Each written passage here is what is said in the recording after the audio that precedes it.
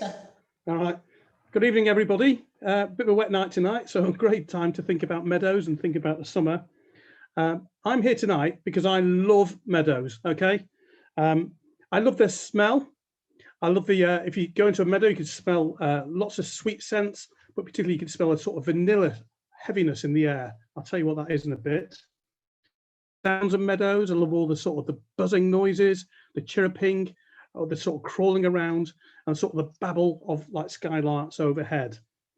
I love all the wildflowers in meadows. There are over 150 different wildflowers associated with meadows, and every one of them has their own story. I love them.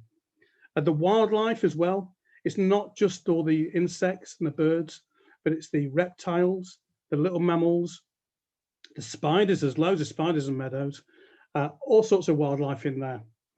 But I also really love the sort of seasonal changes that you get in meadows. I went in that hay meadow early this week. I saw my very first celandine flower out, first thing for this year. And but I really look forward to the early spring, then the later spring, the early summer, and the late summer, and even the winter's great. I mean, there's all sorts of different stories going on all year, and I absolutely love the changes you get because these are a living, breathing ecosystem. They don't stay the same. They wobble about every year, depending on the weather. There might be dry one year, which has a consequence the next. So all sorts of things happening all the time in meadows. And every year I get really excited by them. But 97% of all our species-rich hay meadows in Britain have gone in the last 100 years. 97%. I mean, can you think of anything comparable? Imagine in your lifetime, you lose 97% of all of our woodland. Imagine we lose 90% of all that, 7% of all our bird life, or all our species just reduced to like loads of magpies everywhere. That's kind of what's happened to our meadows. It's been a massive change to our countryside. All our ancestors, or ancestors who would have lived in Britain, they would have all known their local hay meadow. But nowadays, can you tell me what your local hay meadow is? So let's just think about what is a hay meadow though, first of all. Let's go back to the Iron Age. So we used to have hunter-gatherers, and then people started to learn, and they learned to farm. They started to keep livestock, and they started to keep cattle and sheep. And over the winter, they had to keep the cattle and sheep fed. So what they did, they invented hay meadows. And so basically meadows they left during the summer, which they would cut in the late summer, usually with a scythe, and then they would feed the hay to the livestock in the winter. And that pattern has been going on pretty much since the Iron Age, which is 2,500 years ago. And all this sort of plant species and all the other species kind of evolved with them. So this is very much a human-made environment. But comes the 20th century, we start to get mechanization. Quite rightly, people don't want to go around scything all the time. They want to use a tractor. So we start to get machinery moving on. Fertilizer, large-scale fertilizer invented. And then comes the second world war. Britain desperately needs to feed itself.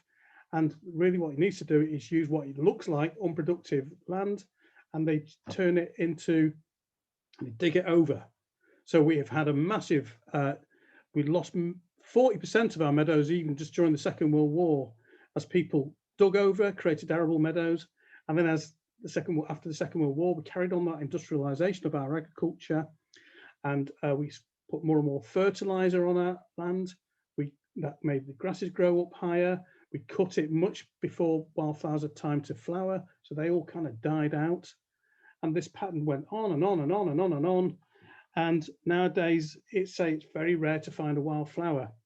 And again, in our meadows, look at what we've got here. I've got a field of orchids here. How often do you see a field of orchids? You might also, in a meadow, you also see all sorts of other wonderful creatures like butterflies, ladybirds, beetles, hoverflies, moths, bumblebees, and even ground nesting birds like the skylark nest here, which appeared in one of our meadows last year. But it's not just these things that have gone. We've lost a culture. So we've got lots of people who would have known about the names of plants, and here in Wales, the local Welsh names of plants. That's all kind of dying out. The names that fields would have had, people forgetting why that is. But even the buildings where you'd actually put the hay in the winter, what's happened to them?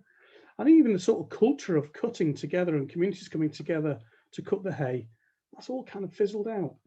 Now, this is a real shame for me, because I think it's a real richness that's kind of died away, and a 97% drop is a real sharp drop. And it's not just these other qualities. Look at this, one of these meadows from where I work. This is a plant called a great burnet, the sort of purple thing. There's also a marsh ragwort, there's some clover there, and they all have deep tap roots.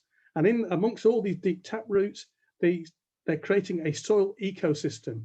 It's very hard to understand their soil ecosystem because it's very hard to see soil.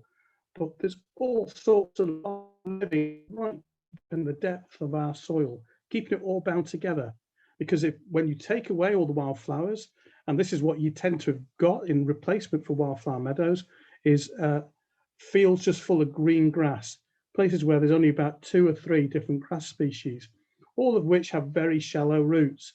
So when they have shallow roots, it means they don't store carbon. It might surprise you that a species-rich hay meadow can store as much carbon as a woodland. It's really important when we're thinking about climate change. But also, without the deep roots, when rivers flood, there's nothing to bind the soil together. And I was only watching a webinar 3 weeks ago about water meadows, and there's an example on there where they'd lost 3 foot of soil. 3 foot of soil in the last 15 years. It all been washed away. It's really important that we keep our soil. It's a very, very precious commodity. But it's also, meadows are also places where people love to go as well. And this is an example of where I work. We have lots of people come for our guided walks. And this is me sat down there because I was leading a guided walk, and I've just been stung in the foot by a bumblebee. Now, that might sound a bit like ouch, but I was quite happy, because if it wasn't for the hay meadow we got there wouldn't have been a bumblebee. So I'm fine with that.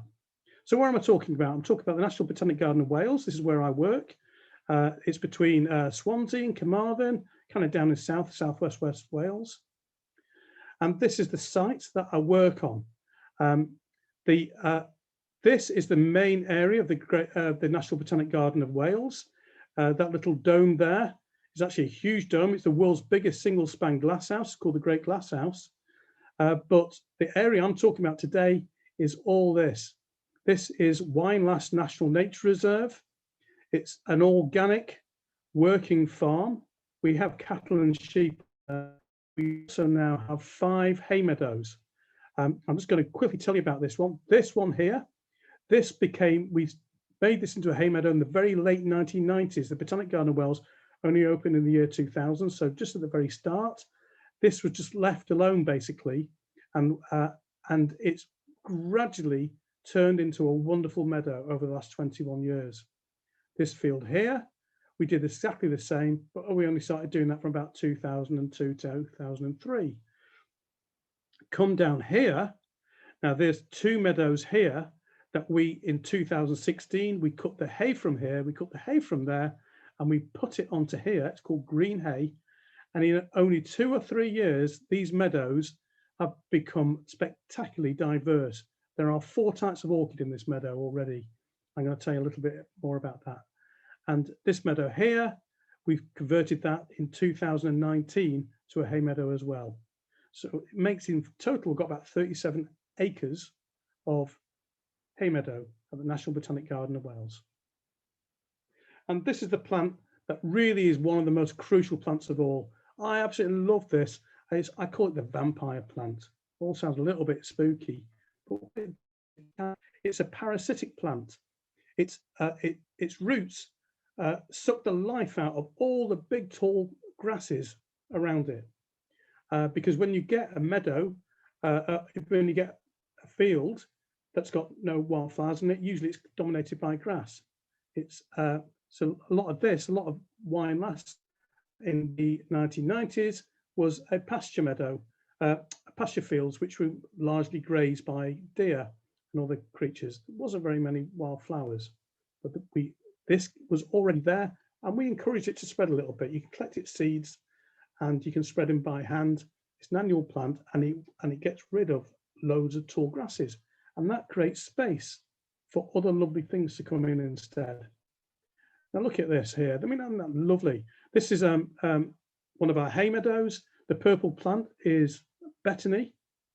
There's cat's ear up here, but this grass here is one of the most important ones because this is called sweet vernal grass. This is what gives the sort of vanilla smell to hay. Really important, but it's a thin, wiry grass. And so lots of thin, wiry grasses, they can live with different wildflowers. And at the peak season, I mean, our meadows are always changing, but I love this scene. This is a meadow called Chytrauscoid. It's covered in, at the moment here, you can see cat's ear. Cat's ears also have very deep tap roots. And in this field now, we have over 100 different wildflowers. 20 years ago, I don't know, we probably had about 30. It's really made a massive difference. And so how have we kind of accelerated this change? Well, we've used something called green hay. There's the charity Plant Life have a wonderful 2 pages of A4 instructions. I love that, nice and easy, about how to convert your meadow to green hay meadow. But effectively, you cut one meadow, which has lots of wildflowers in it, and then you cut another meadow with hardly anything in it, or many grass. You might harrow it, so you basically claw it a little bit. You create a little bit of open space, and then you bring the hay down from this species-rich meadows and spread it out with a muck spreader. And all the seeds then start to take root. That's all. That's as simple as it goes. And this is one of our examples of a green hay we did in 2016. This is a field kind of Welsh. Derwin is Welsh for oak.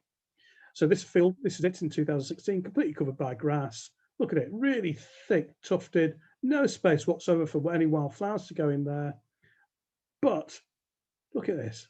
This is just 3 years later. Fantastic. We've got buttercups, we've got clovers, we've got yellow rattle, we've got all sorts of things. And particularly what I really love in here is this white flower. This is called the World Caraway, and it's a specialist for Southwest Wales. And it's been declining dramatically over the years, but on our hay meadows, it's making an equally dramatic comeback. And look at this, the same meadow 4 years ago, nothing in it but grass. And now we have things like a greater butterfly orchid. There's hundreds of these already, and it's only one of 4 different types of orchids we've got in there. We've got common spotted, heath spotted, and southern marsh spotted as well, or southern marsh orchid. And even in this picture, you can see one of my favorite plants, which is an eyebright, a beautiful little plant. It's also sort of parasitic as well, so it does a little bit of a job like a yellow rattle, keeps down all the big tall grasses, but you can also see clover in there and lots of other fine grasses. Really, really exciting. So we're excited by it. Other people are excited by it. And what we're doing is bringing in other people to hopefully inspire them by seeing our actual hay meadows, so they will go away and maybe do something themselves. These people here are part of a Carmarthenshire Meadows group. All around Wales, we're having meadows groups formed in Carmarthenshire. There's meadows groups in Monmouthshire, a new one starting up in Ceredigion, in Pembrokeshire. It's a really growing trend. So these are farmers with bits of land that they actually want to put over to help biodiversity. Wonderful, good on them. And these people here, they came back later in this year, and we'd cut the hay, and they bagged up a whole load of hay themselves, and they took it home and they scattered it over their fields. So hopefully that's also helping their fields now transition into species-rich meadows themselves. And across the UK, we've got, I've mentioned the Plant Life charity. They're doing fantastic work in expanding the amount of meadows across the UK. You might have heard their Coronation Meadows project, but they're doing loads and loads of things. And also places like the National Trust and wildlife trusts, they're all doing a great thing. So there's actually a really good movement to try and counter that 97% Who knows, we can maybe get it one day as we restore all our meadows. And at the National Botanic Garden of Wales, we're now using this sort of machine called a brush harvester. This has like this thing here, spins around and collects lots of seed in our hay meadows. And we bag all that up and into a sort of meadow mix.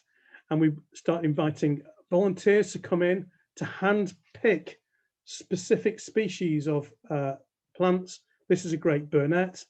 And so as a day out for volunteers to come in, it's really lovely social thing to do, really gratifying, because they end up in products like this. As you can see, single species, different seeds here, or a meadow mix like this, and people are now buying these and planting them in their own, not only meadows, but also their gardens. And my colleague Kevin will be along later on to tell you how you can do that yourself. And as a long-term aspiration, I know we're never going to get back to having 97% of hay meadows restored, but if we can just get enough hay meadows whereby the plants can float over their seeds from field to field, and all the different bugs can fly over from one to the next, making a resilient ecosystem, then I think we're looking at really positive conservation in the future. Thank you very much, Joachim. Brilliant, thanks Bruce. Got loads of questions coming in already, so it's obviously got people thinking. But great, yeah, if we could then invite John and Rob on for the next section, that would be great.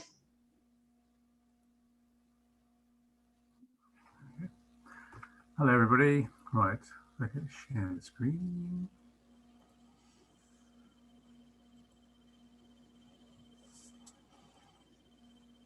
There we go, are we in business? Great, we're there, see you later. Okay. Okay, so ours is a slightly different story. So we've just heard about the rolling acres at the National Botanic Gardens of Wales, 37 acres. This is going to be the grand story of about an acre. Why are we talking about meadow? Is it cat? Well, first of all, what is cat? Most people think of cat in terms of wind turbines and solar panels. We've been formed in 1973, but there's a lot more to cat than that. We're a major charity now, a leading eco centre, and we're also one of the major providers of postgraduate training in environmental education.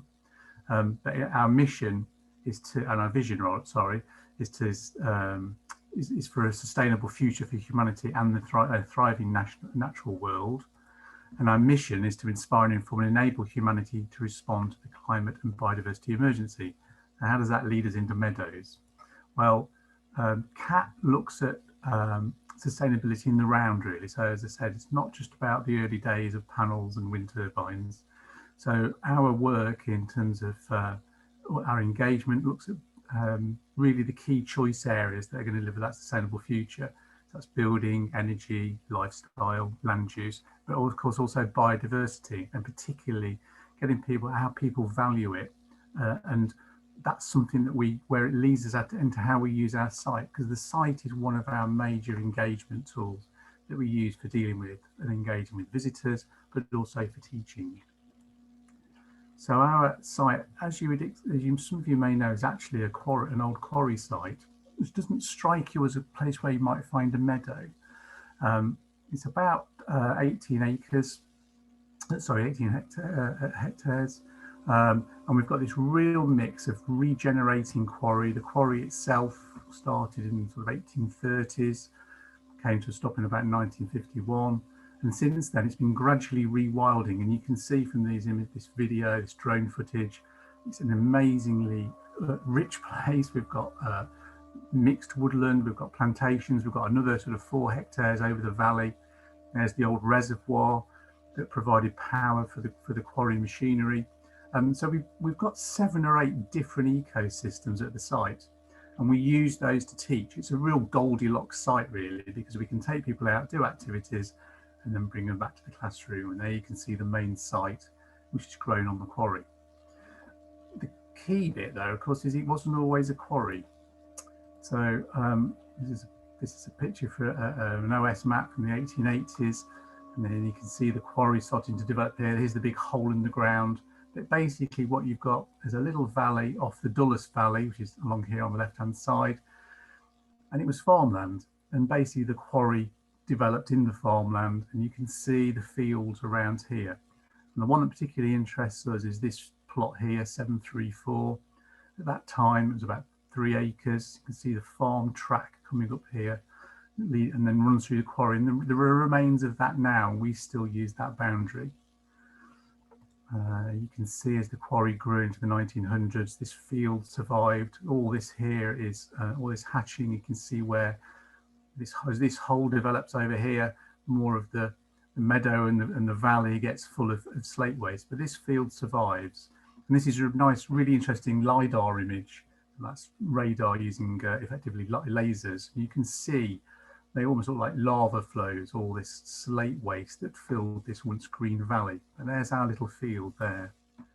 And this is what the site looks like today. And there you can see this little field spotted in there. It's just under a hectare, so not quite the same as Bruce's.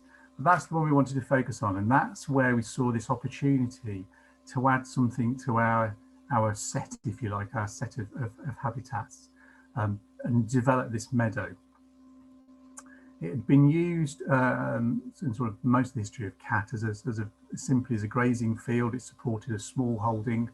The small holding itself came to a halt really when with the big foot and mouth, the last foot and mouth outbreak, and cat really, that was the end of the small holding, and the field was just left there. It wasn't on any part of the visitor route, and it sat there and it itched us all that there was an opportunity there. And that's really where I'm going to hand over to Rob, because Rob's going to tell you about the project that we took on to really sort of maximise what this little bit of field could do. Right, thanks John. Hello everyone, and thanks Bruce as well. That was really inspiring introduction. I had an interesting little interaction today with someone. I was trying to describe an alpine meadow to them, and what I realised was that we really didn't have something that we could sort of refer to, and I think that refers back to Bruce's point about all our meadows being lost. So when we started to look at the project, probably almost 5 years ago now, one of the aims was to increase the number of habitats on the site. So we've got plenty of woods around us, and they obviously keep growing, and they keep trying to take over everything. So we found with the field that we wanted to sort of keep it as a field and enhance its abilities to provide habitat for all kinds of things. So we started with a few goals, one of which was to increase the number of habitats. We also noticed, and I think it was really apparent on Bruce's aerial shot of his site, that you could see the linear features in the landscape. So one of the aims with our mini project here was to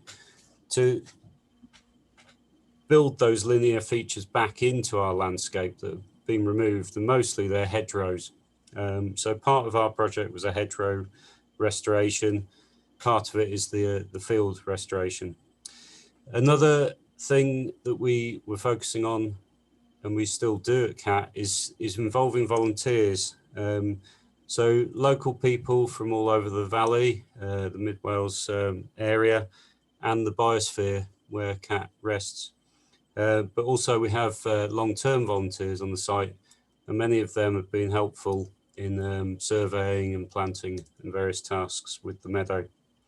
The sort of fourth goal is to see what happens with our restoration project, really. And part of that's through using volunteers, part of it's through our education programs. So the early stages of our project, first thing we wanted to do was find out what we did have there. And luckily at that point, I had a volunteer who was a botanist. So she was very keen to find out what was going on. And that's key because, you know, if you've got a good seed bank, you've got good species, you don't want to remove those, you know, so understanding what you've got before anything else happens is absolutely key. The next thing we did, we thought, well, we need to be able to move around this place. We need to be able to protect it. So our infrastructure of paths, fencing, all that kind of stuff needed to go in. So we did that as carefully as we could, really. And then we entered the sort of debate of whether we did want to introduce any species to the field.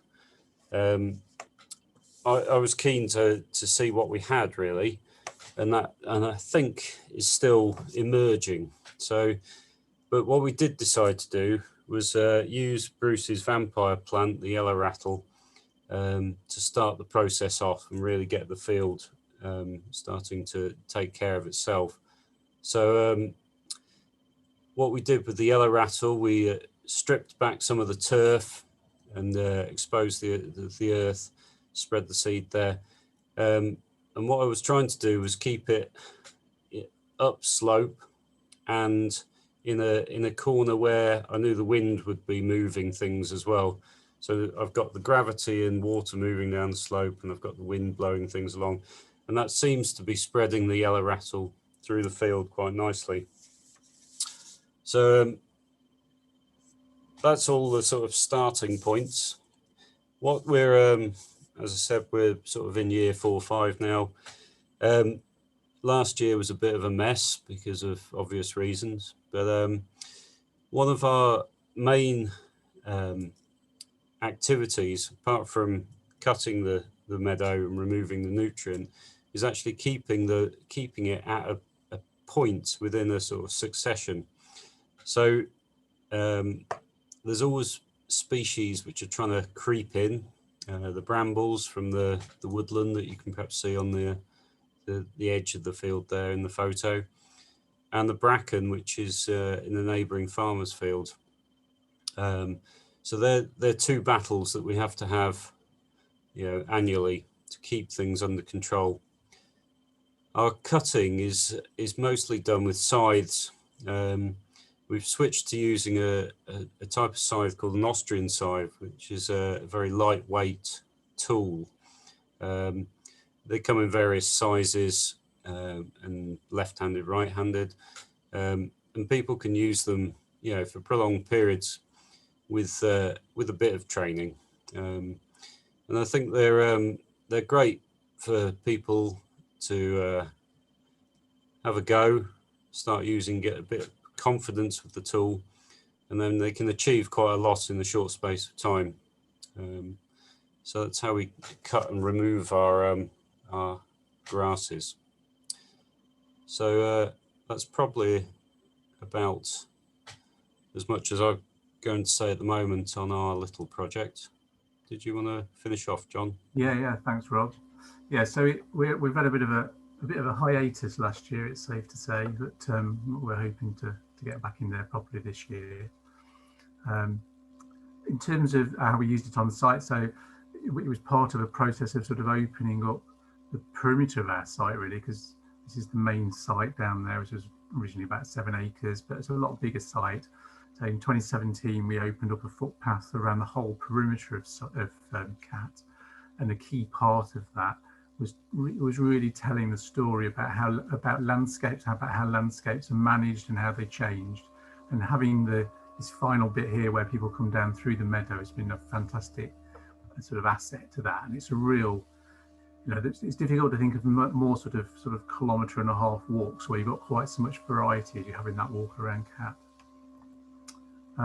In terms of how we've used it, obviously we use it for as part of our sort of public tour site, but we also use it for engagement activities. And these are some photographs from 2019. We were doing a project with some of the local schools, and this was part of an invertebrate day. It worked really well. We had them working in doing surveys in the woodland, doing surveys in parts of the sort of regenerating quarry, and then contrasting that with what they could find in the meadow. And it's safe to say they went mad in the meadow. They absolutely had a brilliant time. It was absolutely, it's a, you know, as Bruce said at the beginning, an absolute haven for wildlife. You can't even just trip over it really. Obviously we've got lots of slow worms in there. We did end up, I have to say, with a few 5-legged grasshoppers at the end of all of this. But brilliant things like the fox moth caterpillar you can see there. It absolutely brilliant. And it was that it's that great discovery moment really, where you know they're just on their own doorstep and they're having this absolutely fantastic survey, a safari almost in their backyard, and it's all part of that, getting people to engage with what's on their doorstep. And if they engage with it, they'll love it. So you know, you can't underestimate the value of what's on your own doorstep.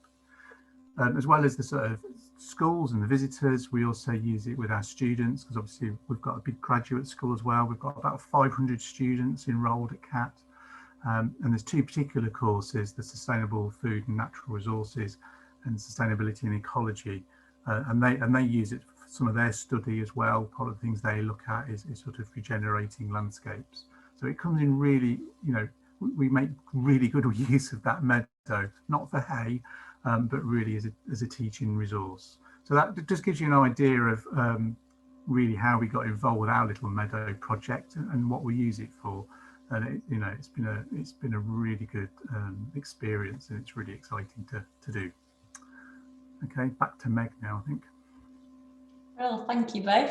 And then, yeah, we'll just invite Kevin on for the final section then, on a bit more about how you can create your own mini meadow. Okay, thanks, Meg. I'll just share my screen here then. Thank you. Hopefully that's working for you all now. Yeah, that's great. Yeah, cool. So I'll talk you through the practical steps then to create your own mini meadow from an existing grassy area. So this could be an area of your garden lawn, edges of a playing field or a park. So for kind of smaller scale projects where kind of seed and plug plants is a good way forward. For bigger projects then, the green hay, like Bruce was talking about, is a better option. So the first thing to do is to choose an area that gives you the best starting point. So the way to do this, like Rob was saying, is to have a look at what wildflowers you already have growing there. You can do this by taking a break from the mower during spring and early summer, and you might discover that wildflowers have always been there, but they've gone unnoticed because of regular cutting. In an average kind of lawn, as well as having plenty of daisies and dandelions, you've probably got other plants as well. You might have self-heal, creeping buttercups, white clover and yarrow. These are all common native grass and wildflowers that are tolerant of regular mowing, so they often grow in lawns. And if you're lucky, you may have some of these species, which are all real meadow plants, but are often found in lawns too. I've even known a southern marsh orchid to pop up in an uncut lawn, so there may be really welcome surprises. And you might discover that actually you already have quite a decent meadow, and then it's just a case of making subtle changes like adding plug plants and making sure you manage it in the right way. Now, success with developing meadows is a lot to do with soil fertility. Wildflowers thrive on nutrient-poor soils, and this is actually good news for many lawns, because by cutting lawns and removing the clippings for many years, the soil fertility is gradually reduced, and in turn this makes the grasses less vigorous, allowing the wildflowers to compete more easily. If you find wildflowers shown on this slide in your lawn, this suggests that you actually have a poor to slightly fertile soil, which is actually a perfect starting point for a meadow. So when it comes to choosing an area for your meadow, choose an area like the middle photo there, which, you know, when you classically think of a lawn is quite a bad example, but it's the perfect starting point for a meadow because there's plenty of lawn wildflowers there. They're mainly self-heal. And in a lawn like this, you're more likely to find the meadow kind of grasses. Bruce mentioned the sweet vernal grass that gives hay the sweet kind of smell, and also crested dog's tail. They're finer grasses that are good in meadows. But if your starting point then is a lawn with few flowers, perhaps just a few dandelions, like in the bottom right photo, it will take a bit more patience to create a meadow. A lawn like this is a high fertility lawn, and it's likely to contain a lot of ryegrass, which is a coarse, vigorous type of grass, commonly found in grass seed mixes, and this outcompetes wildflowers quite easily. So in this case, it's best to try and reduce the soil fertility first before creating a meadow. You could either keep mowing the lawn regularly for another year or two, be sure to collect up the clippings every time and take them away, and this gradually lowers the nutrients in the soil and will weaken the grasses. Or a more instant option, kind of hard work, but you can also strip off the turf, take that away, compost it, use it, to fill raised beds or something like that, and then sow meadow seed into the subsoil, which will be less rich in nutrients. So be careful as well about other nutrient sources when you're choosing an area for your meadow. So in a garden, keep it away from a compost heap because a lot of nutrients will leach out of there, but also from flower borders and vegetable patches where you may be using fertilizers. And also pick a sunny location because meadow wildflowers like a lot of sun. Bruce and Rob both mentioned yellow rattle, the vampire plant. And this is the single most important species to have in meadows.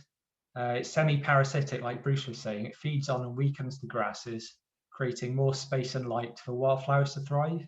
So that's why it's called the meadow maker or nature's lawnmower. The best way to introduce this plant is by seed, but be sure that the seed is fresh when you buy it. If it needs to be less than 6 months old to be viable. It declines in viability quite quickly. It also needs a long cold period after it's been sown to kickstart the germination. Otherwise, it will lie dormant. So the seeds need to be sown in autumn to early winter. It's now a little bit late for this.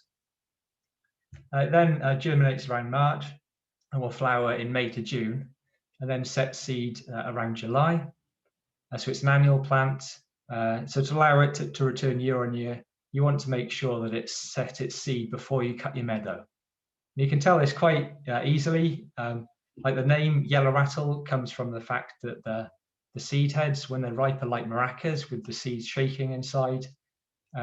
So just wait until those seed heads have all stopped kind of shaking around, and then you know that you can cut your meadow. That's the earliest point you can cut your meadow, after the yellow rattle has set seed. Now you can buy this as separate packets, like in the photo there, or every good meadow seed mix, the wild harvested types, will contain yellow rattle, but it's always best to check. Before you buy a seed mix, have a look and see if there's yellow rattle in there. So with meadow seed, there's two different types. There's brush harvested seed that contains a wide range of naturally occurring species from the hay meadow it's harvested from. Bruce showed the picture of the brush harvester before. This is the seed that we harvested in the top right photo. So it contains a wide range of different species, including lots of grasses. And these mixes are more likely to contain yellow rattle than the other type of meadow seed mix, which is a seed mixture which contains wildflowers only. And this isn't harvested from natural meadows. These are mixes that seed companies have made, so they're kind of artificial, but they can still be good to use. But they're less likely to contain yellow rattle. So if you buy one of those, either check it's in there, and if it's not, then probably buy some extra yellow rattle seed as well. You could also collect a few seeds yourself from local meadows, as long as you've got the landowner's permission. And then when it comes to the sowing, this is really straightforward. If you're sowing into an existing lawn, cut it low, scratch the surface with a rake to expose bare patches of soil, aiming for around 50% bare soil. And then you simply scatter the seed by hand. Don't worry about raking it in or covering it with soil. Just tread it in lightly with your feet to give the seed good contact with the soil. In traditional hay meadows, often they're grazed afterwards with cattle or sheep, and it's the cattle and sheep that press the seeds into the soil. And then over winter, after you've sown your seed, it will look like nothing's happening. at all. But by March, then you'll start to see some germination. Patience is key because a lot of meadow species, most of them, are perennials. So in the first year or so, they'll just be getting established. They'll start growing there with their leaves, forming little rosettes and things, and then they'll start flowering the following year. But the good news is that once established, they'll come back year on year and get better with time. Just a quick note to say that when you're sourcing your meadow seed, don't buy cornfield annuals. These are lovely wildflowers, including poppy and cornflower, but they're not meadow species adapted to growing in amongst grass. They need regularly disturbed soil like arable fields to grow. So the best place to grow these is more in your flower borders where there's bare soil all the time. Now in gardens, plug planting is a brilliant way to add perennials to a meadow. This will give them a head start and will make them more likely to establish. They can be bought and transplanted between September and April, so there's time to do this before spring. And you can also sow them from seed. The photos there are Great Burnet and Oxeye Daisy that I grew last year. When it comes to a growing media, actually I recommend coir because it's low in nutrients. It's a byproduct of the coconut industry and it's peat free, so that's a really important thing when it comes to sustainability. Patience also pays off with this. If your seedlings don't germinate straight away, don't give up. Wildflowers can be quite finicky in their germination requirements. Like with the yellow rattle, some of them need to be exposed to frost and things like that. So don't give up if they don't appear within a few weeks. Give them a bit longer. Some plants like meadow cranesbill can take quite a long time, up to a year to germinate. Here are some examples of wildflowers suitable for plug planting. They're all perennials.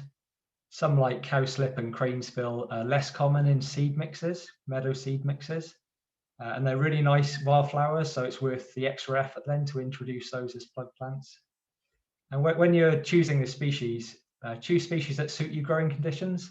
So think about how dry or damp your lawns are. So for dry lawns, the field scabious, betony, cranesbill, yarrow, birdsfoot trefoil are all good options. But for damp meadows, go for species more like ragged robin, great burnet, and meadow buttercup that enjoy those conditions a bit more. And also when you're buying plug plants, it's good to check what time of year they flower and set seed then, to make sure they do their thing within the time you plan to leave your meadow long.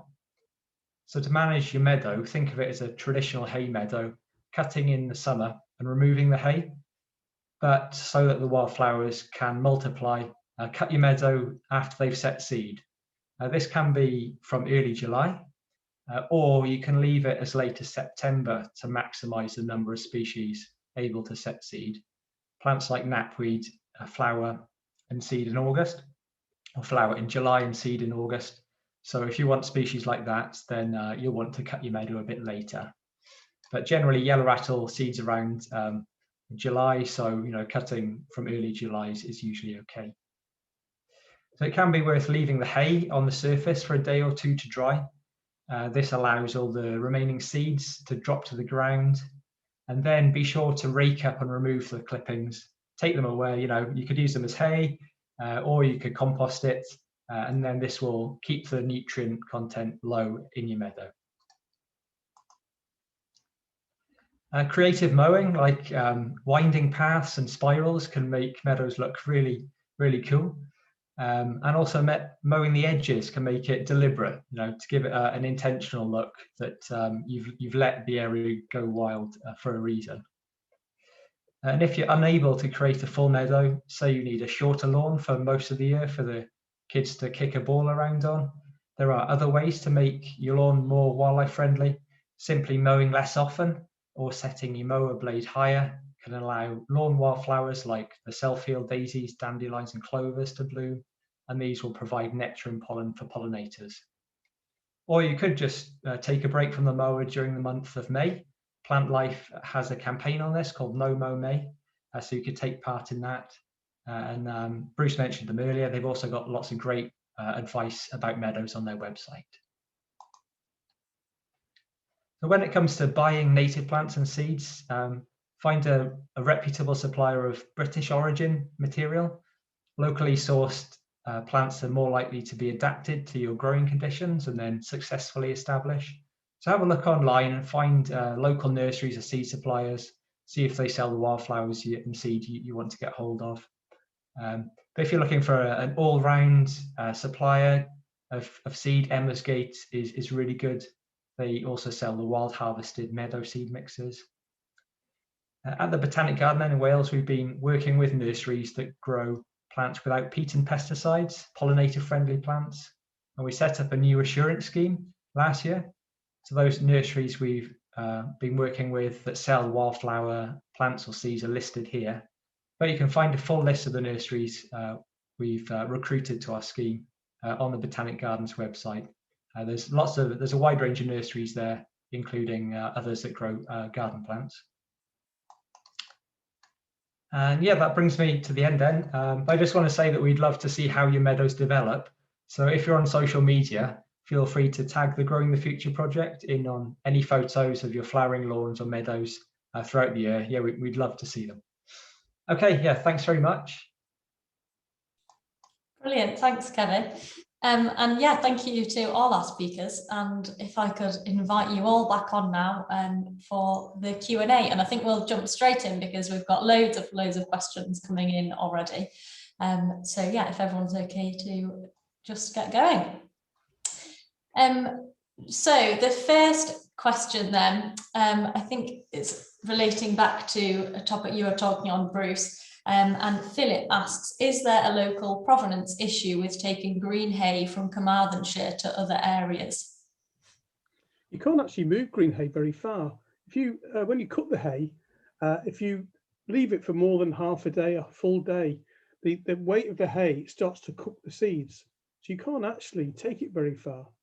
So, and I think it's probably best advice really to try and keep local provenance wherever you can.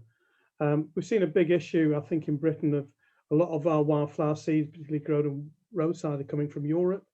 And they're all out of kilter, not quite right. They can bully out native species as well. So I think wherever possible, try and keep a local source or use a local source. Great, thank you. And then next we've got a lot of questions specifically about yellow rattle. So Morgan and Alex have asked questions on this as well. So Morgan asks, could I sow a seed mix now and then add in yellow rattle at autumn? Would it still have a chance if the other flowers had already established? Yeah, I think so. Yeah, you could go for that. I mean, there might be a chance that yellow rattle some of it might grow. But you probably have a lower germination rate. So, but yeah, definitely you could sow a general meadow mix now, and then add the yellow rattle this autumn. I think that would be a good plan. Can I just say as well, when we used to say a couple of our meadows are taking 20 years to naturally sort of like just develop themselves. I'll give it a bit of a helping hand in place. We haven't introduced anything into our meadows at all, by the way. We haven't brought any wildflower seeds in from anywhere. But occasionally I've collected a bit yellow rattle seed. Just hand collected it, then scattered it after we cut the meadows a couple of months later. And it's so exciting to see the next year, you can actually see the yellow rattle appear where you've scattered it yourself.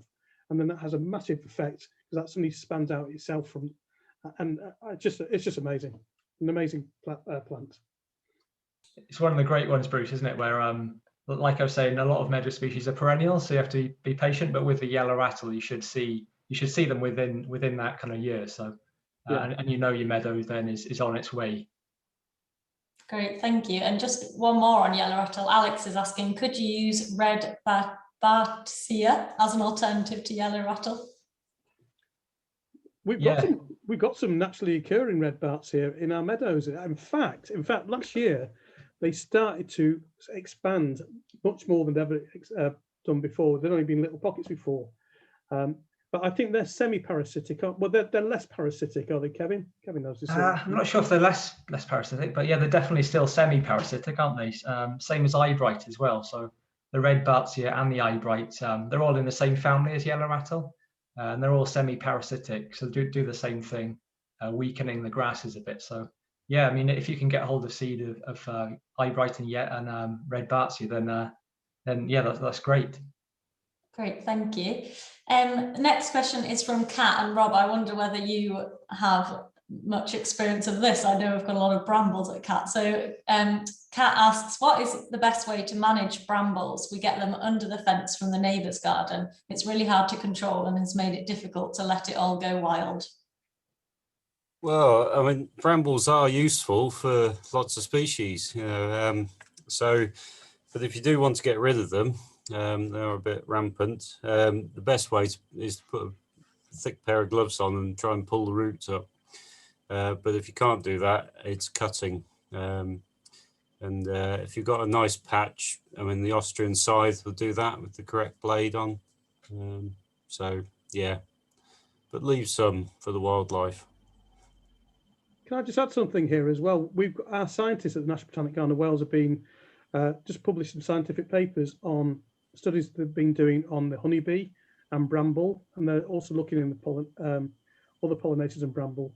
And it's one of the best sources of nectar and pollen, is it, Kevin? For our pollinating insects. So in the past, I've been a bit sniffy about the bramble because that's actually been invaded in one of our meadows as well. I wasn't happy about it. But actually, I'm a bit more chilled out now because they're so good for pollinating insects. The same with nettles as well. They're all things that we've traditionally not liked, but nettles are incredibly important for moths as well. Great, thank you. The fact that they're easy to scythe at the end of the year than grass. Then I don't know if we've got any fungi experts on the panel, but the next fungi is for getting more threatened species to grow on a meadow, like lesser butterfly orchid that needs specific fungi to grow. Is it possible to take soil from a site that has the plant already as a way of introducing the fungus? Is that safe? I'm going to let Kevin answer that one because he knows more about that than I do. Go on. Yeah, it's a tricky question about sort of translocating soils and stuff. I'd be worried about doing it a long distance. You know, it's like with the seeds, you want them local provenance as possible. I mean, perhaps if it's really local, then it might be okay. Yeah, I'm not totally sure really, but I mean, that would be a way, I guess, of kind of inoculating a meadow, say with wax caps, which Bruce knows loads about, really important grassland fungi. Yeah, I mean, as long as it's local, if you do that, then keep it really local within within your sort of village and stuff like that, I think, or within a small area. And can I say that, Bruce? Yeah, I'm just going to say a bit of a big up for the wax cap fungi as well. Lots of interest in these wonderful multicolored grassland fungi, which are often associated with pastures, but I've been finding them increasingly on our hay meadows. So after we do a cut in late August, we basically we reduce obviously we cut it, so there's hardly any vegetation there, and we've been seeing so many more wax caps. Last autumn we had an explosion of ballerina wax caps, these very pink ones. There were hundreds of them in one of our hay meadows. Never seen anything like it before, but we are also an organic farm, and wax caps can't tolerate artificial fertilizer. So maybe it's a combination as well of us having an organic approach. So that's another thing for people to consider.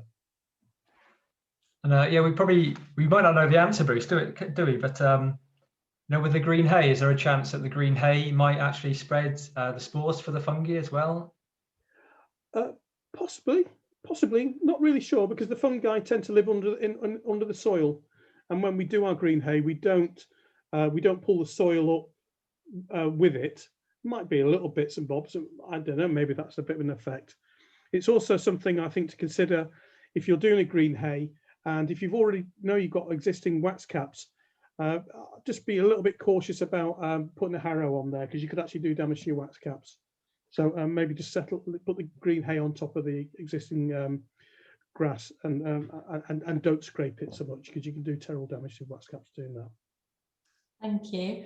Okay, we'll move on to the next question then. And John, I wonder if you can offer anything kind of on the financial incentives. So Stella's asking, with the high price of land on meadows not considered commercially viable, what are the incentives for landowners to begin restoring meadows on a larger scale?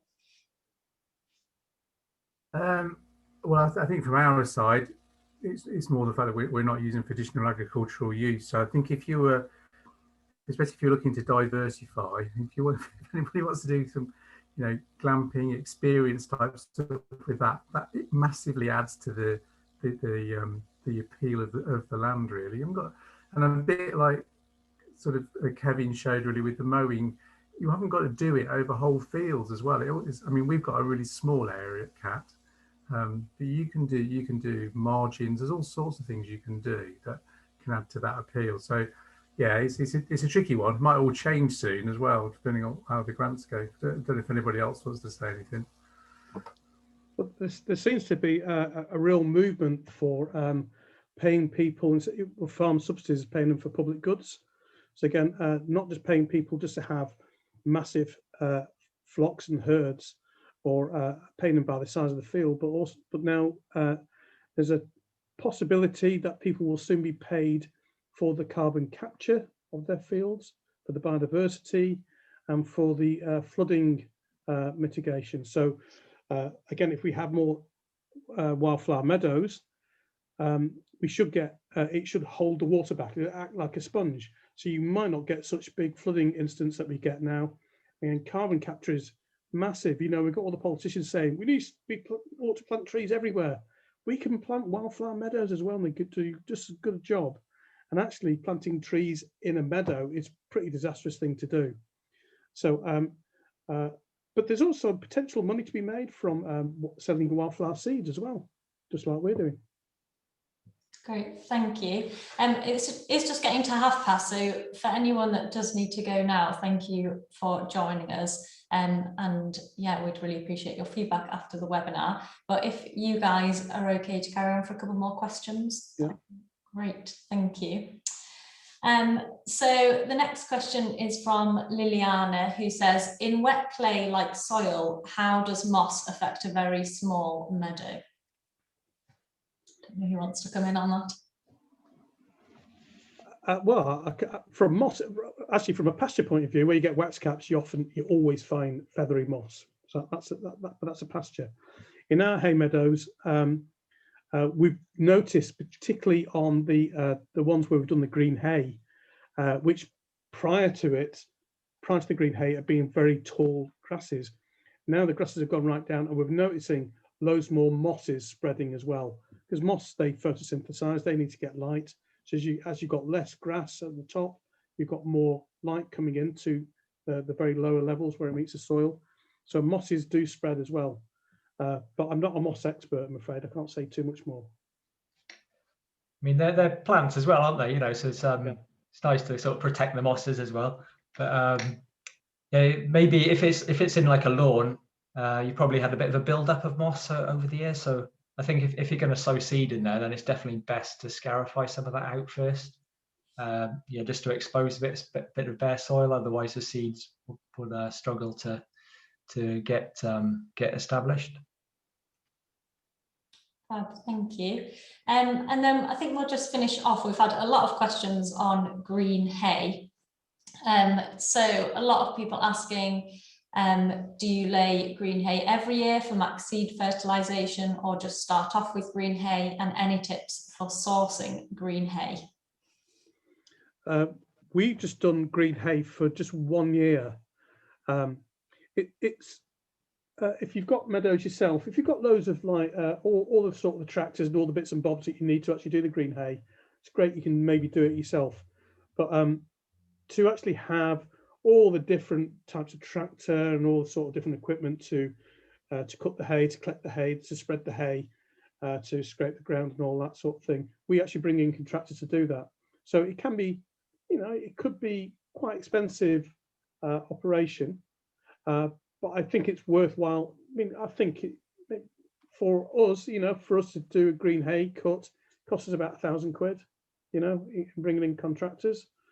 But I think we're going to get all that money back ultimately in all the seeds that we sell and the benefits we get from that one. But I think it's worth doing. You don't have to do it. There's no real methodology as well. Let's be clear about this one. You could just get your own little bit of meadow. You could just clear a little patch yourself. Get yourself one of the Austrian sides. Just have a little go yourself and go in. And maybe approach people, landowners maybe, who have nice meadows. You could approach us at the Botanic Garden. You can maybe ask the Wildlife Trust. I don't know what they're going to say. But organisations like Plant Life, I can only talk about in Wales, but they've got a project at the moment where they're trying to do meadow creation. So go and speak to them, and they will probably put you in touch with someone who does green hay. I know they've been looking and trying to do a directory of green hay providers in Wales, but it's quite a complicated business, and it's quite new, you know. And one thing I will say with green hay is we actually made a real mistake in the first year we did it, but we were dead lucky that we made a mistake, because we cut our green hay late in August. We were going to do it in July to try and get loads of yellow rattle, but we did it in late August, and by pure luck, and I do hold my hands up and say it was a bit of a lucky thing, but what we ended up doing was collecting all the seed of all the orchids, because the orchids didn't set seed until the middle of August, and likewise plants like knapweed and cat's ear. So we actually used green hay. We did it later than we were planning to do, but actually it's worked a treat. Honestly, 3 years to get orchids establishing themselves on what was previously a very boring green meadow. It's just so exciting. And so there you go. Brilliant. Thank you, everyone. And yeah, it's great to see you're excited, Bruce, and hopefully it's inspired lots of other people to get going. And as Kevin said, we'd love to see your images if anyone is going to start a project with their meadows, so do share them with us and National Botanic Garden of Wales as well. So yeah, thank you everyone for joining tonight and getting involved with the Q&A, and thank you to all our panelists for offering all your advice and knowledge out to the world. So yeah, once we close the webinar, everyone will be redirected to a feedback form, and Rob will also post that in the chat. And we'd appreciate your feedback on tonight's session, but it's also got some session reflection questions in there. So feel free to use those questions and the boxes to fill it out, or feel free to just use those as a template for your own reflection on tonight's session. But otherwise, that is it for now. I don't know if any of our panelists want to say anything before we head off. Meg, I'd just like to say thank you to you, and thank you to Kat as well. You're a great organisation, and it's great you're doing this sort of thing. Yeah, thank you very much for hosting it. It's been really fun. Yeah, thanks, mate. It's been great. It's been really good. It's made us appreciate our little patch a lot more as well. But hopefully we can all walk on some meadows soon. That's what I'm looking forward to doing.